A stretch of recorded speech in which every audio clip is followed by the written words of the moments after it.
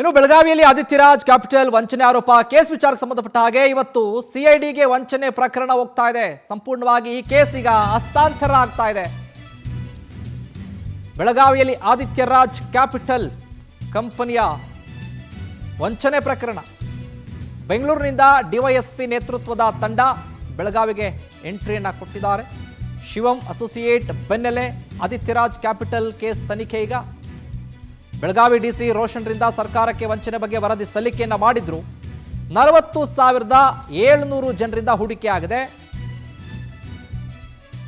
CID, DGP ಮತ್ತೆ DIG ಎಲ್ಲ ಸೇರಿಕೊಂಡು 4 ದಿನಗಳಿಂದ ಈ ಆರೋಪಿ ಇದಾನಲ್ಲ ಬಾಲರಾಜ್ ಮಾನೆ ತಲೆಮರೆಸ್ಕೊಂಡಿದ್ದಾನೆ. ಮಹಾರಾಷ್ಟ್ರದಿಂದ ಗುಜರಾತ್ಗೆ ಪರಾರಿ ಆಗಿರೋ ಬಗ್ಗೆ ಮಾಹಿತಿ ಕೂಡ ಲಭ್ಯ ಆಗಿದೆ.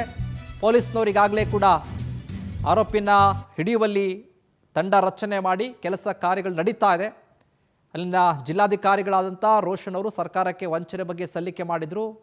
2,400 ಕೋಟಿ ರೂಪಾಯಿ ಹಣ ಹೂಡಿಕೆ ಆಗಿರೋದು. ಅಲ್ಲಿ 1 ಲಕ್ಷ ಇಟ್ಬಿಟ್ರೆ ನೀವು 5,000 ರೂಪಾಯಿ ಬಡ್ಡಿ ಕೊಡ್ತೀವಿ ಅಂತ ಹೇಳಿ ಜನರಿಗೆ ಮೋಸ ಮಾಡಿ ವಂಚಿಸಿ ಈ ರೀತಿಯಾಗಿ ಫ್ರಾಡ್ ಮಾಡಿರೋದು.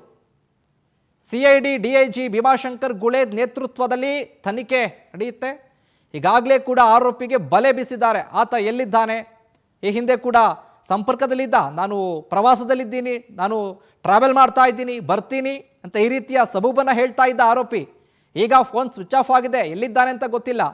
ತಂಡ ಕೂಡ ರಚನೆ ಮಾಡಲಾಗಿದೆ ಆತನನ್ನು ಸೆರೆ ಹಿಡಿಯೋದಕ್ಕೆ. ಇದರ ಜೊತೆಗೆ 5 ಜನರ ಮೇಲೆ FIR ಕೂಡ ದಾಖಲಾಗಿದೆ.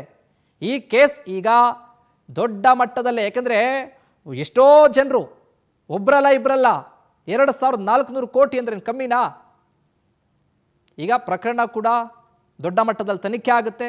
ಆರೋಪಿಗಾಗಿ ಶೋಧ ಕಾರ್ಯ ಮುಂದುವರೆಸಿದ್ದಾರೆ.